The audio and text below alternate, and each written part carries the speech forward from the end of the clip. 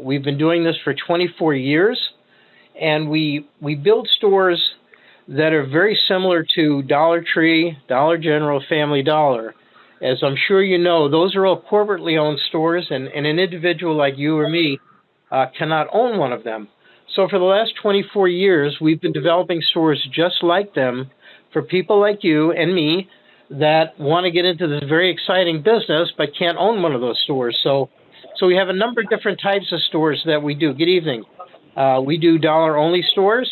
We do dollar-plus stores. And we have two new exciting formats right now that are relatively new. We do a $1 to $3 store and a $1 to $5 store, and we'll talk a little bit more about those in a minute. Our store packages all consist of 7 key services, and they are 100% turnkey, meaning that we provide everything you need to get into this business and the back-end support to be as successful as you can possibly be. If someone has not muted their phone, could you please do so that everyone can hear? Thank you. Our package consists of 7 key services: financing assistance, site location assistance, negotiation of your lease. Then we do the complete setup of your store, and that includes all the labor, fixtures, equipment, interior signage, the allowance towards the cost of the outdoor sign, and much more, the cash registers, checkouts, and so on. Excuse me, could someone please mute their phone? Thank you. We also include in our package comprehensive training, both before and after your store is opened. You become a member of our supplier network, which provides you with savings of 20 to 25% on merchandise every time you buy, as opposed to what an individual would get going to those same suppliers. And, of course, unparalleled long-term support. Now, let me take a minute or two and talk about each one of those, and then I'll know we'll have questions towards the end, and we'll address them all. In financing, the first thing we do when you come on board, good evening, welcome, is we assess your financial profile, and you will know within 48 hours what type of funding you qualify for, what the terms are, everything you would need to know to make that decision as to whether or not you would like to go forward. Once you've made the funding decision, we move your project into site location, and we there identify every location that fits the parameters that you've identified for us, the size of the store, the area you want to be in, and so on.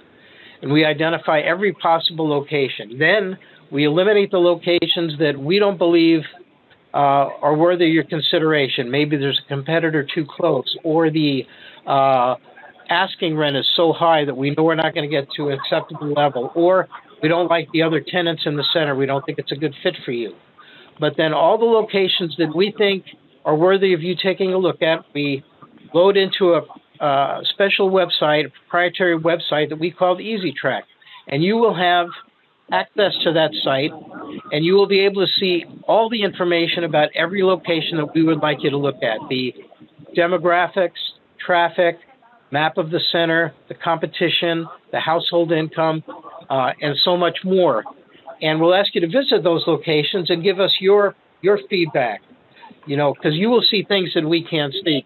For example, is the center well lit at night? Is it well maintained? Things of that nature. And as we identify locations that you like and that we like, we negotiate on them. I would ask someone, I'm hearing a lot of background noise. Could you please mute your phone? Please mute your phone. Thank you.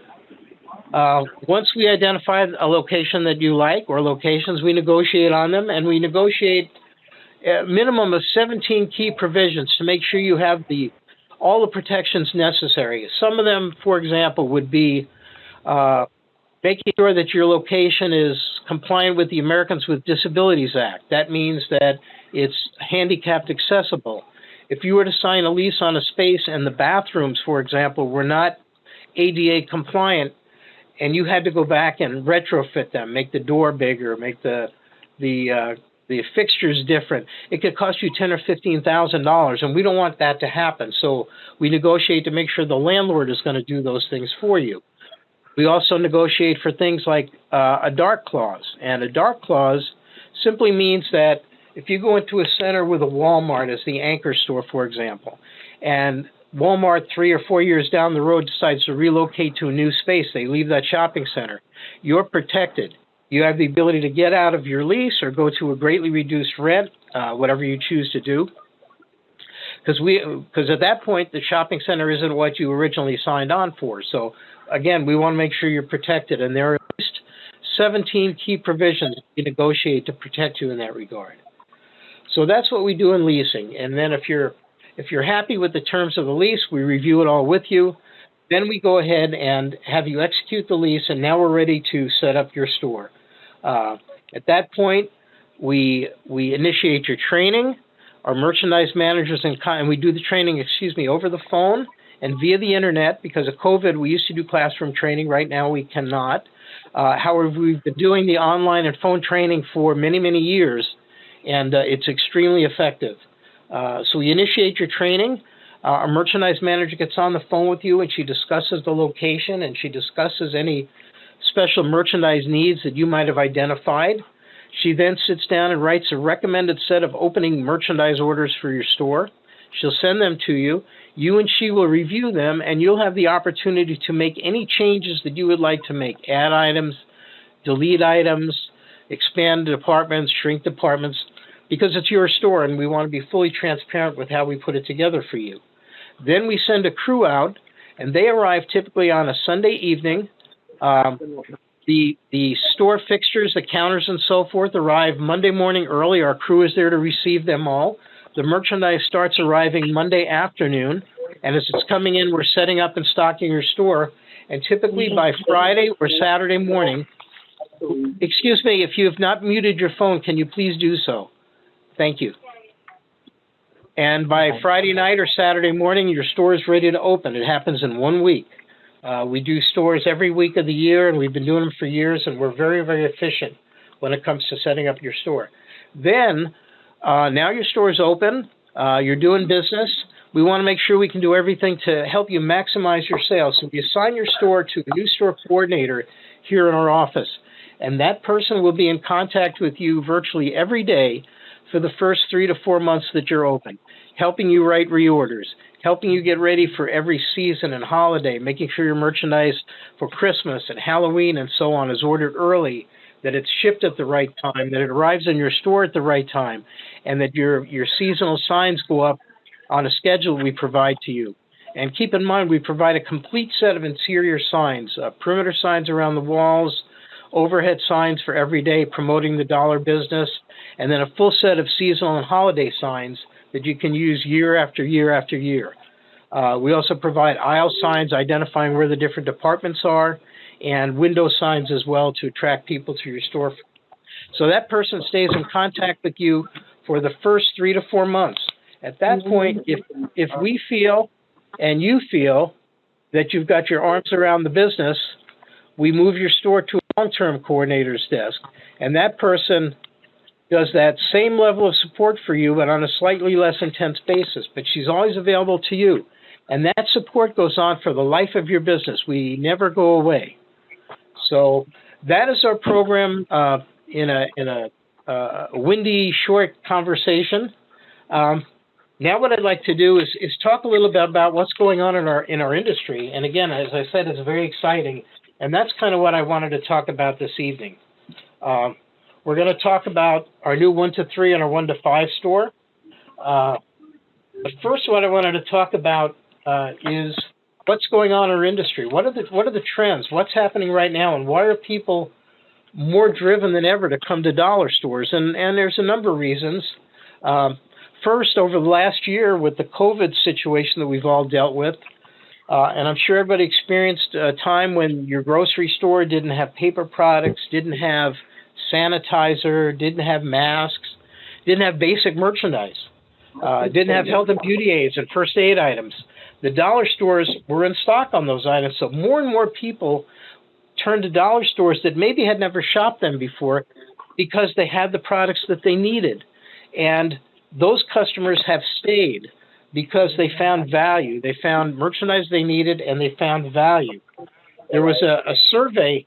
There's a survey that was done recently by an industry magazine, Chain Store Age, and they were talking. They did a survey of how people's shopping trends have changed during the last year, and what they found was that over 50% of the people that they surveyed anticipated having continued economic stress as relates to their shopping budgets. Because just like you, I've seen the prices go up over and over again in my grocery store for basic items. So it stresses people.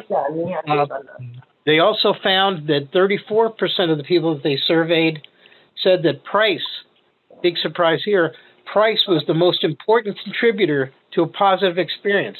If I have to spend less, I feel better. Simple humanity.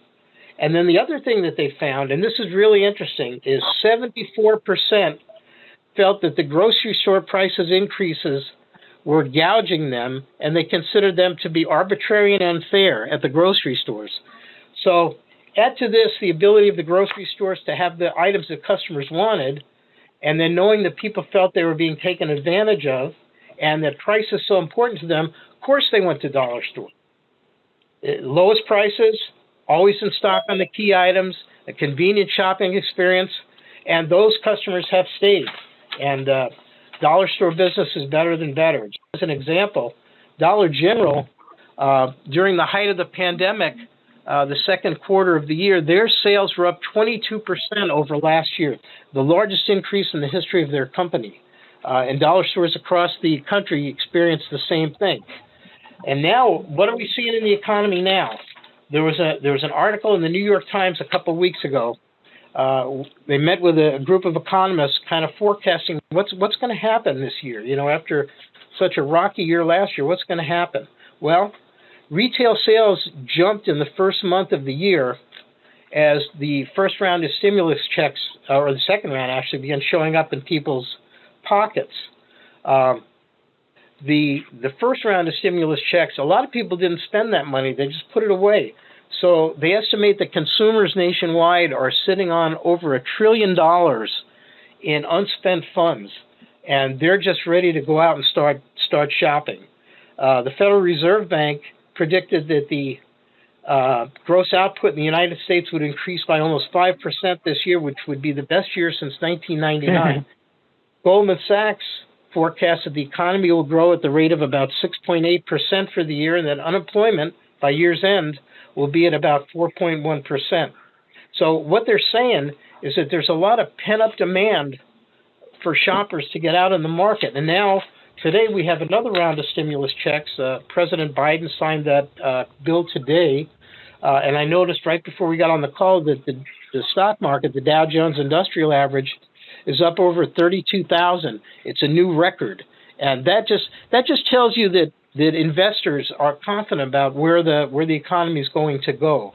So all the arrows economically, unemployment-wise, growth-wise, all the arrows are pointing up. I mean, it's just such an opportune time to be getting into this business.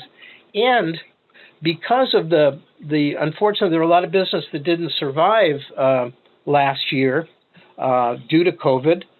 There are so many prime locations available, and landlords are looking for quality tenants like the folks that are on this phone call right now. Rental rates are lower. Great locations are available, and the landlords are motivated to make deals. So you put all that together, and it's kind of like the perfect storm of opportunity to get into this business. Last year, the dollar store industry exceeded $60 billion in revenue, and that's estimated to increase by anywhere from 10 to 15% this year. It's just phenomenal growth, and it's time for anybody that's remotely interested to jump into it. That I can tell you.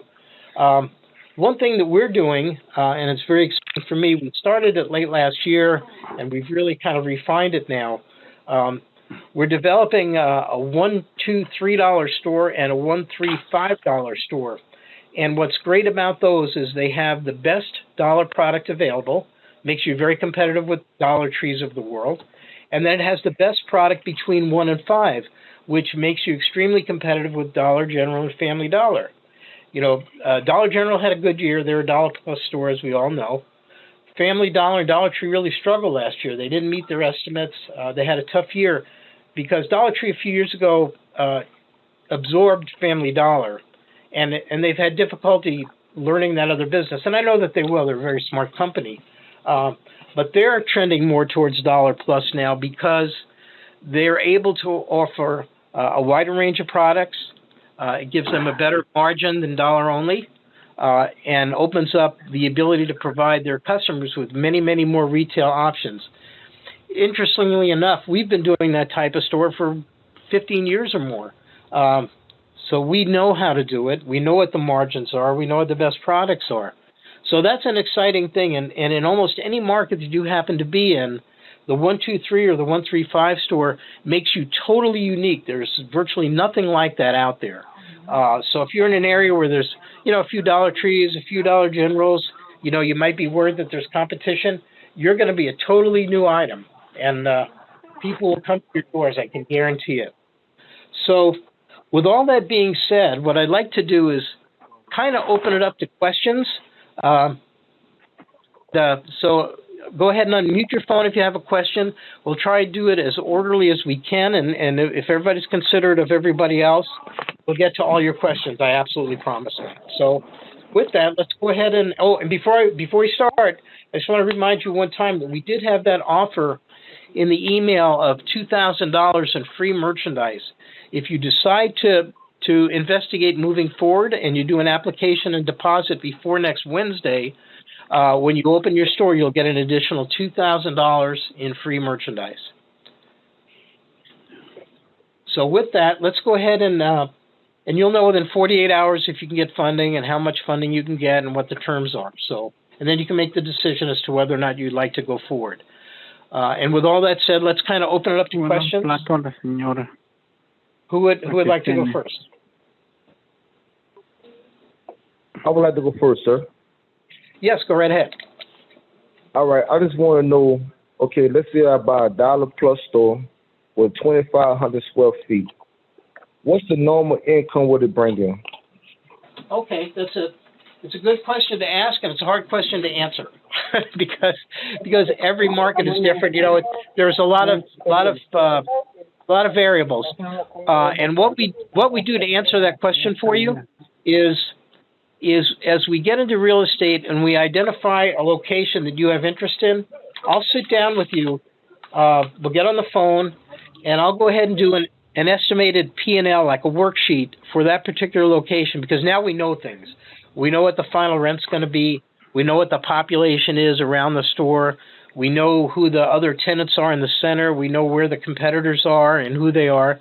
So we always do that before you decide to sign a lease. So you have a really good feel for what that store can do. As a general comment, what I can tell you is that in a Dollar Plus store, your gross margin on merchandise is about 50%, maybe a point or two higher, but certainly 50%. Okay. And then the other big number to kind of hold in your hand for the minute is Dollar General, which is the Dollar Plus store, as you know. They reported sales for the last full year, sales per foot, of $227 a foot. So if you take that and you take your 2,500 or take a 2,000 square foot store, the numbers are easier. Okay. Times 227, that would give you gross sales of $454,000 gross sales. And then you take your expenses off of that and so on. But that's something that we'll do, as I say, when you're in real estate for each location that you're interested in. Okay. Thank you, sir. You're very welcome. Thank you. Good question. Next question.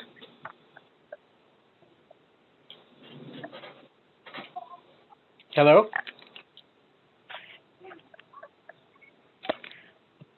Is there another question? I have a question. So, yes, sir. You talked about Dollar General and Dollar Tree and Family Dollar. So, which one of those only does dollar, and which one of those does a range of pricing? Okay, good question. Dollar Tree right now and always has been dollar only. They sell everything for $1. Dollar Tree. Dollar Tree. Family Dollar and Dollar General are what you would call plus stores. They have some items that sell for $1. Most of their items sell for more. And the items that they sell for $1, interestingly, as I say, not very many, and they sell many items that we sell in our dollar stores. They sell them for more than $1, maybe $1.25, 4 for $5, or something like that. So it's very easy to be competitive with them in the dollar portion of their inventory because we have so much more horsepower there. But that answers your question? I have a follow-up question. Yeah, go ahead. So you indicated that which one had a poor year last year? Dollar Tree. Let me restate that. They didn't have a poor year in that they had a sales increase. They had a poor year in that their estimates were much higher than what they actually achieved. And part of that was... What was the growth percentage last year? Dollar Tree, I think, grew at an annual rate of about 5.5%, which is, year over year, same stores, which is certainly not bad. Dollar General, year over year, I think they were a little over 9%, so fairly strong, and that exceeded the estimate they had going into the year. Of course, a lot of things changed last year from December to December, certainly. Sure. And with Family Dollar and Dollar Tree, the other thing that Dollar Tree kind of struggled with is, as I said, they took on Family Dollar several years ago, and they're trying to really understand that dollar plus business, I think, internally. And so they lump their numbers together, so you can't look at performance for Dollar Tree and separately from Family Dollar. In their annual reports, they're all combined, so it probably doesn't give you really a true picture of what Dollar Tree did standing alone. But yeah, those are numbers that we can look at. Yes. So next question. Yeah, go ahead. What did your stores do in relation to that type of statistic? So if you put all the stores that you have together, and I know it's not a corporation, but do you have a statistic on how all your stores did in general last year? Okay, fair question. And as you say, we're not a corporation. Our stores are all independent, so they don't report operational numbers to us. But anecdotally, it seemed like the stores that we speak with that give us some kind of feedback, and again, people don't really like to share their business, and I don't blame them. That's why they're independent owners. I would say anecdotally in the range of 7 to 8% of increases, I think, were realistic. And these were the stores that followed. Oh, these were the stores that did the Dollar Tree scenario, where they're a dollar only, or these are stores that did the dollar plus. It was a mix. A lot of our stores that open as dollar only tend to add some dollar plus items because it presents a good opportunity for them. So that's a harder question to answer, but I would say it was a mix of the two. Okay. All right. So now, kind of back to the other gentleman's question, and you talked about 50% profit, I guess, on what each individual store spent. But can you put a dollar amount with that percentage? Well, in a dollar plus store, it's difficult because the retails vary so much. They range from $1 to $3 or $5. So your average cost is going to be about half of retail to get to that 50% gross margin. Okay. So, but what were the margins like? So if was each store spending $100,000 a year, and they earn $50,000 off that $100,000, or is it more like $200,000, or can you give me just a general look at that? Those are specific numbers that I wouldn't have because we don't have. I mean, we have some purchasing history from our stores, but it's not exhaustive, I guess would be the word. So no, it's hard for me to say. That's a difficult question for me to answer, unfortunately. Okay. Well, I mean, because, getting into this thing, you want to know what the store could possibly earn and the range of what the store can earn. And that's kind of a big number, and I'm just kind of curious, even just a guesstimate or old information, and I won't hold you to it, but just some kind of number. Well, if you had the same 2,000 square foot store that we mentioned earlier, and it was doing $227 a foot. Let's back it off. Let's say 2,000. And this is fairly specific, but 2,000. Yeah, I'm not going to hold you, but sure, I I understand. just want to. Yeah. So if we had a 2,000 square foot store that was doing $200 a square foot annually, that's $400,000 in gross sales, and merchandise cost would be approximately half that, or $200,000. And then from that, so your gross profit would also be $200,000. And from that, you'd back out your rent, your basic utility costs, things like that. So maybe you'd net out about 15% or so, maybe a little bit more. And again, that's why, because the store environments vary so much, that's why we go through that exercise before you sign a lease for a very specific location. Because at that point, we know the big number, which is rent. We can put a pretty fine point on the number, which is going to be your sales or your revenue. And we can estimate the other expenses and have a pretty good picture of what that store is going to generate, both gross and net, at that point, because we have a lot more knowledge, and it's very specific to the location. So you're thinking about $40,000 profit for the 1 year for a 200 square foot 2,000 square foot store. I would say that would be minimum. Okay. Absolute minimum. Okay. Very good. And I'm happy, if you want to get into more depth, I'm happy to have you give me a call anytime. Let me give you my number, and if anybody wants to jot it down, certainly they can. 702-637-3389, and that's my direct line. I'll come right to my desk. Have you had an issue with theft or managing theft in the stores, or how does that work, or is there any way to insure against that or something like that? It's in retail, it's a fact of life. I can tell you in the dollar type stores, it's much less of a factor than in most traditional retail stores, and primarily because the value of the merchandise is relatively low in comparison with other retailers. Where you might have a loss, external loss, as I say, is minimal. The most important thing to monitor, and we spend a lot of time dealing with this in training, is internal loss. If you have a cashier that's less than honest, if you have somebody that maybe when they take out the trash, they put a couple of items in the trash and come around after work and take it out of the dumpster. And we have controls that we teach for all of those things.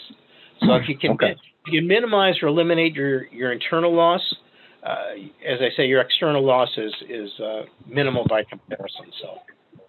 Okay.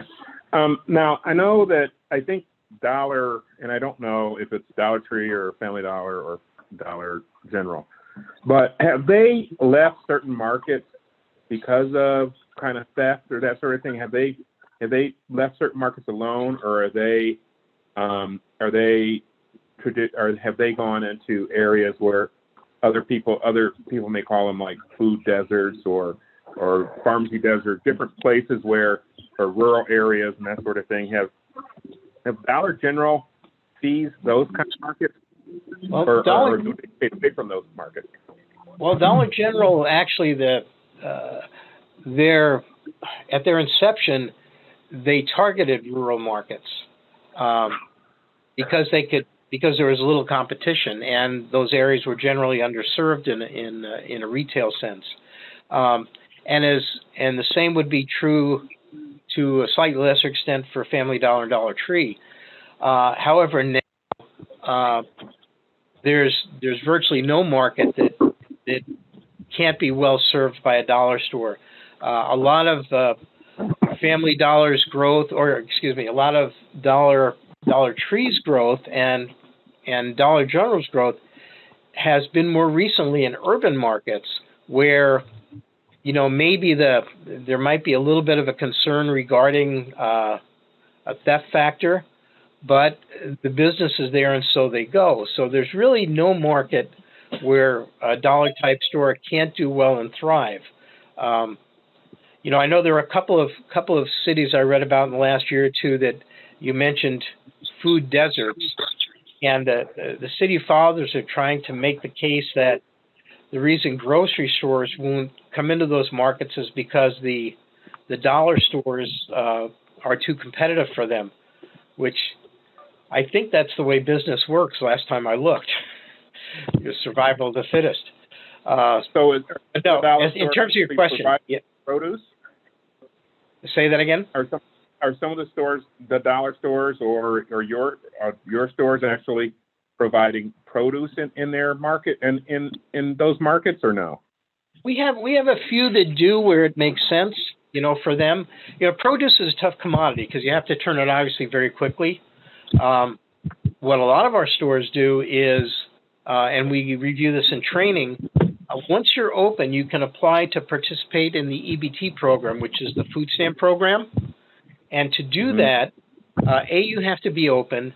B, you have to invest in typically a 2-door cooler, and you have to carry a few dairy items, a few grain items, a few meat items, and typically lunch meats qualify. And then you make your application. They come in and inspect your store, and then you're approved to take the EBT cards, which is a great advantage because now that customer with that EBT card can shop virtually any item in your store. Right. So a lot of our stores do that, and that's a nice advantage. No, that does sound like a good idea. Okay. All right, I'll stop monopolizing, but thank you so much. All right, thank you so much for your questions. Next question? Yes, I have one more question, big man. Yes, sir. Go ahead. All right. Let's say you're approved for a loan of $150,000. We buy the dollar store for $80,000. How much would the setup fees would be, and how much would be left for the consumer? Okay. What size store? Let's take that $150,000. Say you're going to do a 1,000 square foot store. Yes, and that 1,000 square foot store costs you $76,900. Okay. That's what you would pay our company for the package, and that includes everything: all your merchandise, the real estate services, the fixtures, the store counters, and everything else, all the signage, everything, 100% for the $76,900. Then on top of that, you'd probably need about another $15,000 to $20,000 for rent deposits, first and last month's rent, for your business licenses, for utility deposits, and to have some working capital. So of that $150,000, you would need to spend about $90,000. Okay. And then the rest of it would be yours to keep as a war chest or do with what you choose. Okay, so $60,000 will help us go throughout the year, buy merchandise, and keep the business running. Yeah, and truth be told, once your store is open, the store is rebuying the merchandise out of what you sold. So say you have that extra $60,000 off to the side here, right? You shouldn't have to touch that to rebuy merchandise, because as you're selling merchandise, you're getting money from your customers, and you're using part of that to rebuy your merchandise. That's the goal. And for the first, when we negotiate a lease, and that's a good question, a good comment. Generally, we're able to get 2, 3, sometimes 4 months of free rent when you first start out. So for the first months after you're open, you don't even have to pay rent. So you can take the money that you would normally pay in rent and maybe rebuy merchandise to build a bigger stockpile of product to sell, whatever you choose to do. Maybe pay down a loan if you have a loan. A lot of ways to go with that. So. Okay, I appreciate that. Yeah, I appreciate it. You're a very intelligent guy, and you're very articulate about what you're talking about. I thank you. Well, I don't know how articulate I am. Thank you for the compliment, but I've been at this a long time. So I've been here 20 years, and I owned my own stores for years before that. So. Okay. Do y'all help with LLCs? Yeah, absolutely. Yep, it's part of what we do. Okay. Thank you, sir. You're welcome. Thank you. Any other questions? Yes. Yes. Good evening, sir. Go ahead. One question. Yeah, I have a couple of questions, actually. The first one being, if I were to call you tomorrow and tell you that I'm ready to go, what are we looking at in time frame from, that decision to opening the door, roughly? Okay. I know it's a good rough question. estimate. But... Good question. So let's assume that you're going to apply for some financing, because we'll make it as long as we possibly can. So, so let's say if you're going to look for some financing, that process typically takes 2 weeks, maybe 3 at the outside, to get you funded. If there's something on your credit that has to be addressed, it can be a little bit longer, but certainly 2 to 3 weeks at the outside, and you'd be ready to move into real estate.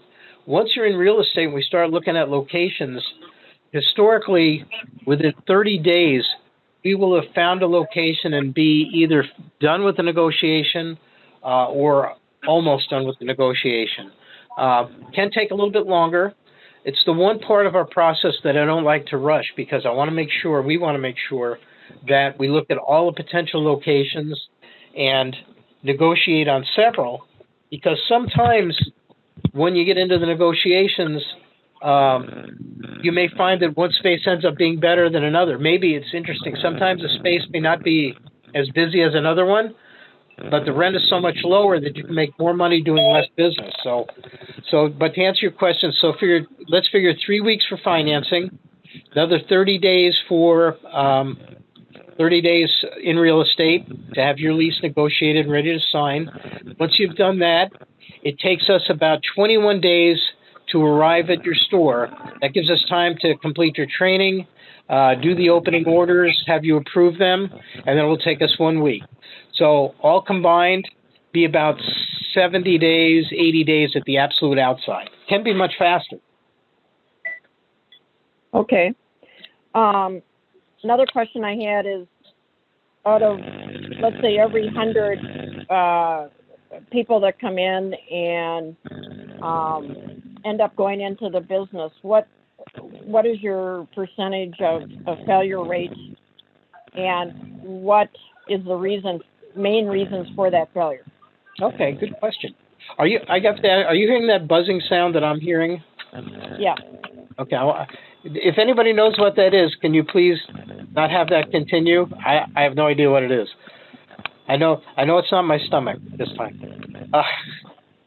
But in any event, okay, to answer your question, I would say over the first 3 to 5 years, there's probably about a 10 or 12% of the stores that do not renew their leases, because that's how I can kind of gauge it. And the reasons, we don't always get the reason, but most often it's one of 3 reasons. One, the store owner chose a location that we did not endorse, and that does happen sometimes, despite our best efforts to find a location that we know we feel very comfortable that you're going to do well in. Sometimes we do get an owner that may say, well, I want this location, and we may look at it and say, the rent is too high, or there's a competitor too close. Sometimes there's a reason. And if we feel strongly enough about it, I even draft a letter, and it's called a site exception letter, that I'll send to the client and ask them to sign it. And it kind of says, we know you really like this location, but we just can't endorse it because of, and I'll note the reasons. But if they're still bound and determined to go forward, it's their decision. We do the best job we can of negotiating the lease agreement and so on for them. But sometimes that is a situation that is hard for an individual to overcome if they choose a location that just isn't the best possible. The second thing that happens sometimes is a client may be a little underfunded. And same scenario, I will always counsel somebody to wait. If rather than try and open on a shoestring, I want to make sure that they have, a recommended amount of working capital and so forth. Even though these stores establish themselves very, very quickly, I always want to make sure that they have some funds on hand to handle payroll for the first 3 or 4 weeks and so on. But sometimes, somebody, again, wants to press forward, or they need to press forward, and that can be a recipe for a store struggling. The third reason, and this is always interesting to me, and maybe not as much as it should be, some people find out that owning a business is just not for them. Maybe they've never owned a business. They've always worked for somebody. And some people are geared to take the bull by the horns and run with it. And it's not a very hard business to run. In fact, it's a very easy business to run. If I'm able to do it, and I was, pretty much anybody can do it. But some people find that that's just not for them, and that's okay. It's not for everybody. But I would say those are the three reasons. If I don't see it at least not renewed, it's almost one of those reasons. And sometimes I can almost predict. And again, we counsel folks not to go forward or to wait, because I'd rather have that happen than have them go forward and not do as well as they possibly could. So does that kind of answer your question? Yes, it does. Thank you very much. Very welcome. Thank you. Could I follow up with a question? The failure rate you said was about 12%? Anecdotally, remember, we're not a franchise, so we don't get hard numbers, but I would say anecdotally about 10 to 12%. And was that within a 5-year period or 1-year period? Within 5 years. Because I look at lease. Yeah, I look at lease renewals. You know, if somebody chooses not to renew their lease, that's how I can kind of tell. To me, that number seems very, very positive to me. I would agree with you. Okay. All right. Thank you. Thank you very much. Good question. Next question. Sir, I actually have another question. Yes, go ahead. What are your percentages of store owners that physically work in their stores compared to investors, basically, that do not work in their stores? Okay, good question. In the smaller footprint stores, say 1,500 square feet, 1,000 square feet, most of those stores are owner operators because they're not. They don't generate enough volume to really be suited for an absentee owner. But that being said, we do have a lot of individuals that want to open the store and transition into working the store full time. So they may decide to have a key employee operate the store maybe for the first year. They may keep their employment and work the store, some odd hours each week, and that's easily done. And then transition and take a little bit less profit because now they have to pay someone to work in their place. And we do have owners that do that and then transition into operating the store as their primary employment. And that's not uncommon at all. Once you're up above 2,000 square feet or so, the stores can pretty much sustain the owner being absentee or marginally involved. I always recommend to an owner, though, that they should keep control of the ordering responsibility for a pretty good period of time, unless you have a really stellar person that you can hand that off to, because obviously that's the bread and butter of your business. And if you choose to be absentee, you don't need a very high-powered individual to be the day-to-day key person within the store, because it's very simple to operate. We have a lot of our owners that may choose to hire maybe somebody who is an assistant manager or a shift manager at a Dollar Tree or Walgreens or some environment like that. They don't have to be particularly highly compensated, but they've got good retail knowledge, and that's kind of the person that you would want.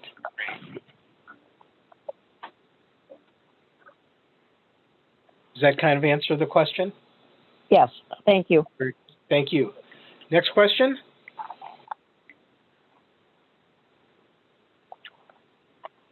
Hello, welcome. Any other questions?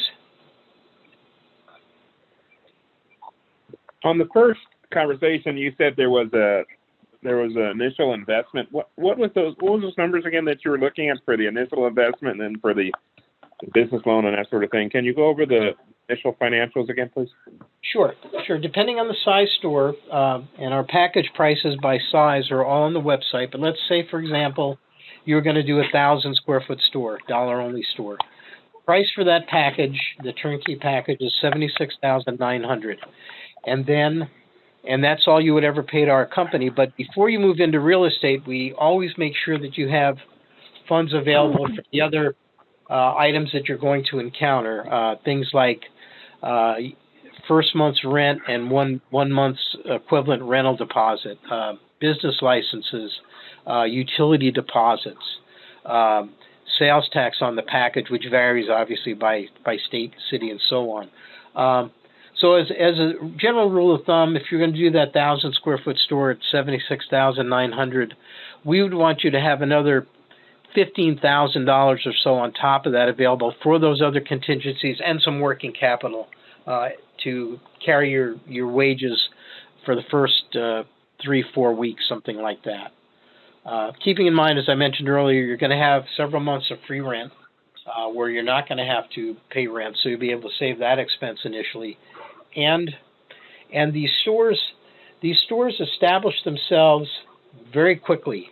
It's not like a lot of businesses where people have to see you, then they have to understand what your business does, what it's about, and then they have to have a need for what your business provides. Dollar stores are kind of like Hershey bars. Everybody knows what they are, and they need your product today. So the most important thing is having a good location, which we work very hard to accomplish with you, and of course keeping your store nice and full. So you're saying $15,000 cash plus whatever, and then plus some reserve capital, and then moving forward with the loan for the balance for that reached the $76,000. Is that what I'm hearing, or did I hit it incorrectly? I'm sorry. Can you state that one more time? I had a little bit of interference on this end. I apologize. So an individual getting started with you would need $15,000 cash plus an extra amount, for contingencies, and be able to qualify for the loan for the $76,000. Is that correct? No. Actually, no. Often you can get fully financed 100%, including the working capital. So we have a lot of clients that come to the table with virtually no cash on hand or very minimal cash on hand. And we can get them financing 100% of what they are going to need, both working capital and the package. Okay. And is this capital protected if it's a LLC against the individual's personal finances, or no? Most often the loans are personal loans as opposed to business loans. It's very hard to get a business loan for a startup. So you can establish an LLC, but when you apply for the loan, it's probably going to be in your name and not in the name of the LLC. And so if it does fail, then any kind of capital you have would be possibly could be taken or something like that? I'll tell you, I'm not an attorney, so I'd rather not attempt to answer that question because I'm sure whatever answer I give you is not going to be wholly accurate. Okay. The LLCs certainly do provide, I know, a level of protection. I'm not sure if somebody can pierce them to get to your personal assets. It's really a question for your accountant or your attorney. Okay, but I guess if the business fails, are they coming after your house? Is kind of the question. Yeah, and that again, you would have to get that answer. I'm not sure. I'm actually not sure. Okay, fair enough. All right, thank you much. Next question.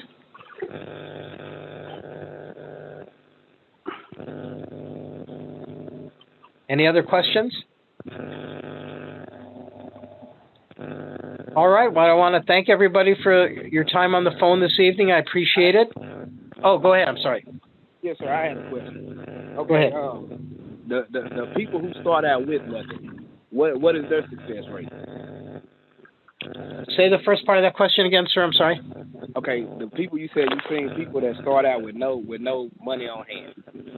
What are those people there? What are their success rates in the company? It would be really hard for me to sort that out. I would say that their lease renewal rate's probably a little bit lower than the average, but not much so, because I say again that the stores establish themselves quickly. If they're good operators and they're disciplined, that really isn't a handicap. Right. All right. All right. Any other questions? Thank you. Thank you, Yes, sir. I have a question. Yes, ma'am. Go ahead. You said it's not a franchise, so are you allowed to supply or get supplies from other vendors? Let's say if I wanted to sell Florida Lotto, is that something I could do? Yeah, absolutely. In fact, that's a very good question. No, you're not obligated to buy from any specific suppliers. I know you're going to use a lot of suppliers on a network because the pricing is so good, but you can add any product that you choose. A lot of our stores do add Lotto. Some of them add tobacco. A lot of the stores, as I said, add the EBT, and depending on where you are, there may be local product which would be conducive to have in your store. You know, if you're in a tourist area, we have stores that put in souvenirs. If you're in a beach area, if you're in a beach area, you know, stores will carry coolers, inflatables, things like that. We have stores that are near areas that are recreational areas in the summertime. They carry some camping equipment and camping supplies, things like that. So, yeah, no, it's your store to take in any direction that you choose, and we'll help you to the greatest degree possible finding those other categories of merchandise. Okay, so you help with that as well. Okay. Absolutely. All right. Next question? Any questions? Yes, one more question. Yes, go ahead. Yeah, on the financing options, I'm assuming that one of those is probably SBA. Am I correct? Yes. And what credit scores are the financing options, you know, looking for? I mean, what is kind of the bare minimum? And I'm sure a lot of people would want to know that. And yeah, very good question. What level? Obviously, you know, would not get financed. Most lenders, including SBA, are looking for something about 670 to a 680, something like that. However, we do have lenders that can do credit repair for a very nominal expense. So say you had a couple of bumps on your credit, maybe you had a couple of late pays or a charge off at one point. A lot of times they can get those removed and get you funding. In fact, we have one lender that is now able in many cases, surprisingly many cases, to actually remove a bankruptcy, which is kind of unheard of. Normally, if you have a bankruptcy, it's there for 7 years or 10 years, whatever it is, and it will never go away. They're able to address that. So to answer your question, as a general rule, about a 670 or so, 680. But if you're not there, very often the lenders can get you there. Mm-hmm. And I'm assuming the credit score or the interest rate on that financing is reflected off that credit score. Yeah, and that's correct. You know, they are variable based on, you know, what an individual brings to the table. Certainly, that's true. Sure. Okay. And going back to SBA for a minute, SBA is for the last couple of years, it's been extremely difficult to get an SBA loan. You know, everything I read and all their bulletins say, you know, they're lending, they're aggressively doing this, but I don't see the result of that. Because keep in mind that the SBA, basically you're dealing with your local bank, and SBA is guaranteeing a portion of the loan is really what their program is. And you have to collateralize a large portion of that loan. So typically to do an SBA loan, say for example you had a project that you needed $100,000 for, you would have to have approximately a third of that on hand. So you would be contributing, say, $30,000 or $33,000 of that $100,000. Then you would have to show collateral for the remaining $65,000 or $70,000, whatever that number is, usually via a property. And then SBA has to approve it. So they're not the easiest people to deal with, but if you can hit those bars, the interest rates are very favorable. It's a great program. I think normally the payback is like 7 years or 10 years. Often they tie the term of the loan to your lease and any renewals that you have. So if you had a 5-year lease and a 5-year option, the term of the loan would probably be like 10 years. So each one's a little bit different, but kind of that. Do any of the stores get sold? So if you have an established store, is there any that actually are sold to other people as a functioning business, or there isn't a very good resale value in the stores? It does happen from time to time, and it would be like anything else. Really, what somebody's buying is the location and the established clientele that you have. So, yeah, it does happen. It does happen very often. Most people tend to hold on to them, or a family member will assume them. But yeah, no, there have been any number of occasions where that has happened.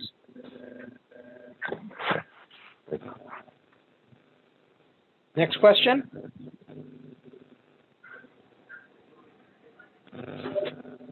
Well, all right. Well, I want to thank everyone for their time this evening. And again, my number, if you want to give me a call directly, you can certainly call your representative. My number is 702-637-3389. And I look forward to having the opportunity to work with all of you at some point. So thanks for your time again. And I'm sorry? Question. Yes, go ahead. I kind of missed out on the first part of it. I got in like about 23 minutes after. Could you give me a little update on what I missed? Sure. Basically, what we talked about was our program. Now, have you talked to somebody in our office before? Just the basic, just the information. Okay. Well, I'll go ahead and recap very quickly for you. We have a 100% turnkey business opportunity. It provides everything you need to get into our business. It has. I'm sorry, you said 100% what? 100% turnkey. We provide everything you need to get into this business.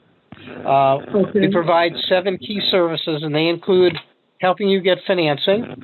Then once you've secured the financing, we move you into site location. We help you find locations.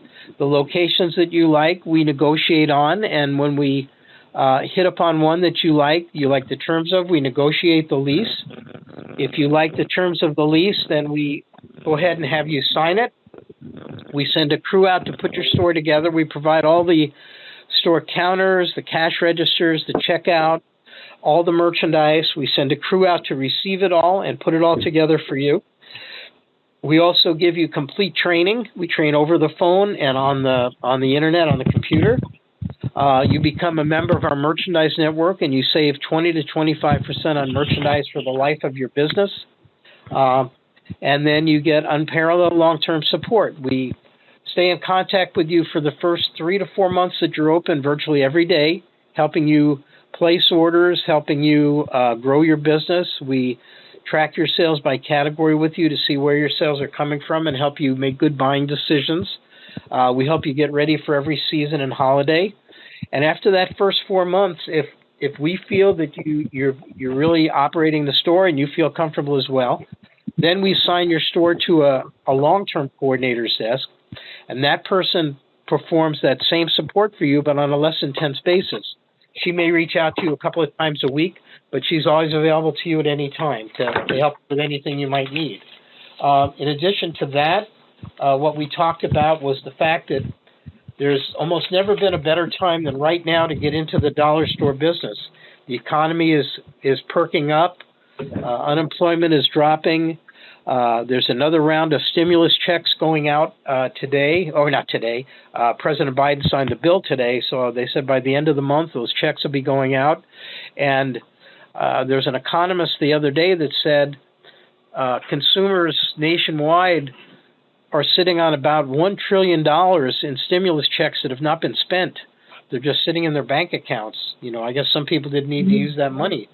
So there's a lot of pent-up demand. They're predicting that the economy is going to grow at a rate of about 6% or 3% rather by year's end. So all the economists are saying everything is pointing towards phenomenal growth this year, and the dollar stores had an incredibly good year last year during the pandemic because we had the products that people needed when the grocery stores and so forth didn't. And there was a survey that was done, and a lot of people who were surveyed basically said they didn't feel good about the way they were treated at the grocery stores. They felt that they were taken advantage of, that the prices got too high. And for most people, price is the most important thing when they go shopping. I know it is for me. So, of course, where do you go when you want to spend the least and get the most? Dollar stores, always. So that's kind of what we talked about before you jumped in. So I'm glad that we were able to talk about that for a minute. Yeah, sounds pretty good. I have two more questions, quick questions. Yes, go ahead. First, what's the worst case scenario where one's credit is concerned? Have you ever had anyone that weren't able to get a loan because of a credit or? Yes, it does happen. I'd say there's probably maybe a third of the people that put in an application cannot get financing. Sometimes, I don't know if you're on the phone at that point, but sometimes if your credit's just a little low, some of the lenders for a small fee can take some things off of your credit and increase your credit score so you can get financing. It does happen, but most often we're able to get funding for people. And the only way to know is to do an application and a deposit. The deposit's $500 and it's fully refundable if we can't get you financing or you decide not to go forward for any reason. And you'll know within 48 hours of putting in that application if you can get financed, and if you can, for how much, and what the terms are.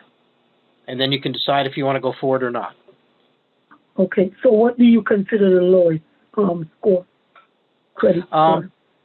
It varies by lender. I would say if you have a 670, you're probably in good shape, even if you need a little bit of credit repair. If you're a little bit lower than that, sometimes credit repair can bring it up another 20 points or so and get you where you need to be. So it's hard to say. Everybody's credit profile is a little bit different. So it's the easiest thing to get your app in, and let's see what we can get for you.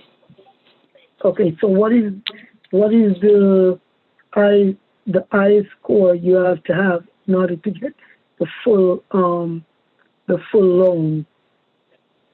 I would say around a 680 or so. Okay. But again, I always tell people, don't assume that you can't get financing, because you'd be amazed at what some of these lenders are able to do with credit scores. So don't assume that, I don't have a 680, I might as well not even go forward. You'd be amazed at how often we're able to get funding for people. So, and you'll know very quickly. Right. Okay. Now my last question: what are the different states, or do you guys do all the states? Yes, we do all 50 states, including Alaska and Hawaii, and we do stores overseas too. Oh, really? Like where? Yeah. Wherever the inquiry comes from. We just finished a store. It's ready to open in Nigeria. We've done stores in other African countries. We've done stores in Thailand, Australia, Saudi Arabia. What about the Caribbean? We've done a couple of stores in. Let's see, one in the Virgin Islands, one I want to say on St. Thomas. I'm working with somebody in Barbados right now that may do a store. So. And what about Jamaica? Not yet. We actually had talked to some people about a year ago about doing one of our party stores in Jamaica, and then the hurricane came, and they lost their location. So we're still in conversation, but it's probably going to be a while now. So. Puerto Rico, we've done some stores. So absolutely. But where are you located? I'm in Florida. Florida? Whereabouts? In Miami. Oh, very nice. Very nice. So what are some of the leading states right now that you find that these stores are flourishing in? Well, they flourish pretty much anywhere. We do more stores where there's more population. So we've done a number of stores in Florida and Georgia, California. Where there's more population, the odds are good we're going to do more stores because more people are interested. It's just that. But, they work great in rural areas. They work great in urban areas and everything in between. We work very hard to find a location where when you open your store, you're the best option for a lot of people shopping in that area. Right. Okay. When is the next meeting? I think there's one in about 3 weeks. Just watch the website. We'll always post up when they're going to happen. So. Oh, say it again about the website. Yeah, always check the website. It'll always have the date of the next seminar, Tele-Seminar, and you can sign up anytime. Yes. And and you can always call me if you have questions. Feel free to do that as well. And you are? I'm sorry, I did not get your name. That's okay. My name is John LaFronz. I'm the general manager. And, John LaFronz? Yes. And do you have my number? I can give it to you. All right, I'm going to take it now. Where are you located? We're in Las Vegas, Nevada, is where our office is located. Oh, okay. All right. I'll take it. The number is 702 637 637 3389. What's the difference of the hours compared to Florida? Oh, we're 3 hours behind you. So like here it's 6 o'clock, you're 9 o'clock, I know. So. Okay, and your hours are from what time to what time? We're open from about 7. I'm here about 7 at the latest. I'm here till 4:30 or 5 in the evening. So, but if you leave a message, I'll always call you back. Okay, and you're the general manager, right? Yes, ma'am. And you're John LaFronz? That's correct. Thank you so very much. Appreciate it. Thank you. You have a wonderful evening. You have a Thank you blessed for your one. time. Stay safe in your family. Take care now. Any other questions? Yes, sir. I have a question. Yes, go ahead. My question was, I'm in Houston, Texas. Where do you see the most success in regards to the 1 through 5 or the 3 through 5 stores? Because I have a lot of like Dollar Trees and like Dollar Generals and food and Family Dollars around me. Yeah, I would. You know what? The way we go at that, and it's a very good question. The way we go at that is as we look at a location that we think can work, I'll get on the phone with you and we'll discuss what the best format is. Depending on who's closest to you, competition-wise, and so on. It's part of what we do. So I always talk to a new client when they come on board in real estate. It's the first conversation we have. Will you entertain these other pricing formats? And virtually everybody will, because it only makes sense. And then we'll look at a location and say, I think this is best based on the demographics and the household income and some other factors. I think 1 to 3 is going to be great for you. Or if maybe Dollar General isn't too close, I'd say let's do 1 to 5 because you can offer much more. It's kind of a decision unique to each location. Okay, because I've actually worked in a Dollar Tree before, and so I kind of know like how it goes and everything. And I'm like 5 minutes away, like right across the street from one. And I'm very interested in opening my own dollar store. So I was just trying to figure out how that market goes. When you're a new dollar store and you're not really in the market too much, but you're in the right area. But there's a lot of dollar stores around you that everyone goes to. Well, the way we work is our goal is always to find for lack of a better word, I guess, a pocket. We take a map. This is the first thing we do in real estate when you come on board. We take a map and we map where all the competitors are. Where are the Dollar Trees? Where are the Family Dollars and so on? And then we look at pockets where a competitor is not. And then we look at the population and we say, if we were to put a store here, is it the best option for a good amount of people? Is it easier for them to shop here than to drive to a Dollar Tree or a Family Dollar or a Dollar General? Because at the end of the day, you work in the business. Our stores a lot of the attraction is convenience. It's close to your home. It's easy to get in. Store has the merchandise that I want. So we look for locations where a big store like a Dollar Tree or a Dollar General, they can't justify putting a store there because their stores are much bigger. But somebody like you or me can put a store of a smaller size and do extremely well because they can't come there. Makes no sense for them. So that's kind of how we go at that. Okay, well, that's awesome. So after you do the application and everything of that nature, then they'll follow up with you in regards to if you're approved and go from there in regards to the market area, correct? And that's exactly right. And I'll be talking to you throughout that process. Once your financing is lined up, I stay with every one of our clients until their stores open and well after that too. So. All right, awesome. Thank you so much for the information. You're welcome. Thank you, and have a great evening. Mr. LaFronz, one more last question, right? Go right ahead. You guys do all three stores? Dollar Tree? You do all three stores, or? No. We do stores like them. Dollar Tree, Family Dollar, and Dollar General, they're corporately owned stores. An individual can't own one, you or me. So we do stores just like them because people want to get into the business. Okay. So how differently you find the ones that you do from the Dollar Tree, the Dollar Store, Family Dollar, and Dollar General? How different is it? If I blindfolded you and I put you in the middle of one of our dollar stores and then took the blindfold off, other than the size, you probably wouldn't see a difference. Merchandise is the same. Even if you look on our website, our signage is so similar to Dollar Tree. I think it's actually better. But look at some pictures on the website. I'm referring towards the sale. I'm referring to the sale.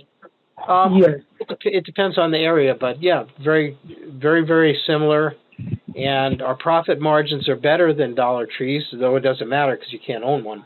But our merchandise margins on merchandise tend to be better than Dollar Tree's because we don't have 3 layers of management.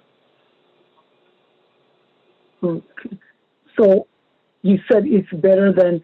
Okay. So what makes it so much better in terms of dollars? I'm not sure how to answer that question. Say for instance, it really doesn't. It kind of doesn't matter because you can't own a Dollar Tree. So, but what I was saying is that our margin on merchandise, your margin on merchandise with us, is better because you're buying directly from the supplier. Whereas Dollar Tree, when they buy from a supplier, they have to put it into a warehouse. Then it has to come out of the warehouse and be trucked to their store. And they have district managers and area managers. And, you don't have any of that, so more of your profit stays with you. No, what I was looking at as an example, right? Say if I was going shopping and there's a Dollar Tree, a Dollar General, and the Family Dollar, I would go into the Dollar Tree because everything is $1. So that's why that's a question. So how faster profit would I make, or would one make, when the items are like some for $1, some for $3, some for $5. Okay, well, let's stay with the Dollar Tree example. If you went into a Dollar Tree or you went into one of our stores, one of our dollar stores, the merchandise is going to be the same. It's not going to be different. And in your dollar store, that merchandise, the dollar-only merchandise, is going to cost you about 54 cents. So you're going to make about 45 to 46 cents every time you sell an item for $1.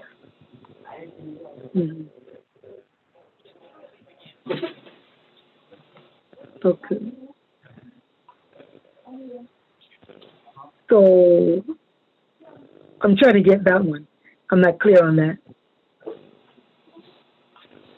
If you buy an item, if you sell an item for $1, it costs you 54 cents. So you make 45 cents. Okay. Comparing to? Well, there's nothing to compare it to because Dollar Tree's selling the same item for $1, and you don't care how much they make because it doesn't matter to you at all. Okay. Okay.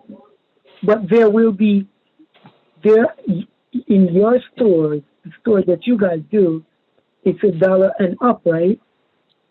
Well, if you do a $1 plus store, if you do a $1 only store, everything is $1, same as Dollar Tree. If you do a $1 plus or 1, 2, 3 store, yeah. So you can do, you can do $1 only and $1 plus. Yes. Okay, got you. Okay, I'm All sorry. right, I should have made it clear. No, that's okay. You're very explanatory. Appreciate it. I try in my simple way. I don't always get. No, you did your best. You did your best. Thank you. Very explanatory. All right. Well, you have a great evening. Yes, have a blessed one. You and your family. Stay safe, everyone. Thank you. Thank you, everyone. Any other questions? Yeah, I got one more question. Yes, sir. Go ahead. Okay. How long does the initial training take? Okay. We do it online and over the phone. So it can take. You can do it at your leisure. Normally, it takes about a week to get through it. A lot of people want to do like one section and then take some time and digest it and do the next section. So you can kind of do it on your own timetable. When we did it in the classroom, when we could do that, it was 3 solid days, about 8 or 9 hours a day, if that gives you a gauge. But actually, it's much nicer. And even when we're doing the classroom training, I would say at least a third of the people that we worked with decided to do the online training because maybe they didn't want to travel, or they didn't want to give up the time away from home, all which I understand. So we've been doing that for a long time. So I would say probably over a week you can get all the training done and not have to cram it in and be very comfortable. Sorry, you say you do in-person training too? Not right now because of COVID. We're not allowed to do it. Okay. When you do, how long it take? I'm sorry, I missed out on that. Well, right now we do it on the internet and on the phone, both. Okay. When you do in person, how long it take? 3 days. Oh, really? Yeah. Right. Interesting. Mm-hmm. And would that be on the weekdays or could I do weekends too? You can do the internet anytime. The phone training would be Monday through Friday. Okay. Okay. Another question I had. Yeah. All right. I heard you saying that you guys find if I give you the location, you be able to tell me where the best place to put the dollar store at? Absolutely. That's exactly what we do. Okay. And then you're. What was his question? Hold on, ma'am. 5, 10 years. I didn't hear the second part of that question, sir. I'm sorry. The loans. The loans are usually, what's the length of the loan? It can vary depending on what they are. SBA usually is about the same as whatever your lease is. Some of the other lenders, they're kind of open-ended. You can stretch them out. Most of them, the fixed rate, fixed term loans tend to be about 7 years, something like that. So plenty of time to pay it down. And ma'am, the gentleman's question was, how long is the term of the loan? No, I think he was referring to location. I think that was there was two-part question, yes. Yeah. What about the location? What was his question? He wanted to know if we look for locations in the area that he would give to us, and the answer is yes, of course. Okay. Yes, because I wanted to know that too. Sorry, I cut in because I thought yes. No worries. No worries. He's yeah. gonna come bop you on the head, but you're okay. All right, he can take. Any other questions? Because of COVID, I would say na. Yes, sir. Did you have another question, sir? No. But basically, one more other question is that once I get done paying my loan, that means basically I won't have to pay no loan off. I would just be paying my lease and my merchandise. That is correct. That is correct. Yes, babe. Hold on 1 second. Will that also for the rest of the loan? Yeah. So So basically, what she's asking is that once you're finished paying the loan, we still get the same support, right? Oh, absolutely, absolutely. Yeah, the loan has nothing to do with what we provide to you at all. Oh, Yeah, that never stops. Okay. You'll have to tell us to go away, otherwise we'll keep bugging you every week. No, I don't think that'd be too much of a problem. No, as part of what we do, we send you and give you new product information, new supplier information each and every week. And then your rep is going to be in contact with you as well. So and it's important because you want to keep your business growing and changing. So merchandise is key. And so then the next question is, okay, if I go to the dollar store and I decide to go to the 1, 2, 3 store, it'd be too much of a problem to convert, would it? No, not at all. No, you just buy different merchandise. Very easy. And a lot of store owners do that, so it's easy to do. Okay. All right, I think that'd be. Sorry, what were the questions I missed on that? The gentleman's question was, can he open as a dollar store and then change into a 1, 2, 3 or something like that? And the answer is yes. We just help you buy the merchandise that you need. Okay. And what about the loan? Something you asked about the loan? He wanted to know, his question was, once the loan is paid off, do we continue to support you with merchandise? And of course we do. You know, the loan has nothing to do with what we provide to you. So, yeah, no, absolutely. We continue to provide the support that you need. Okay.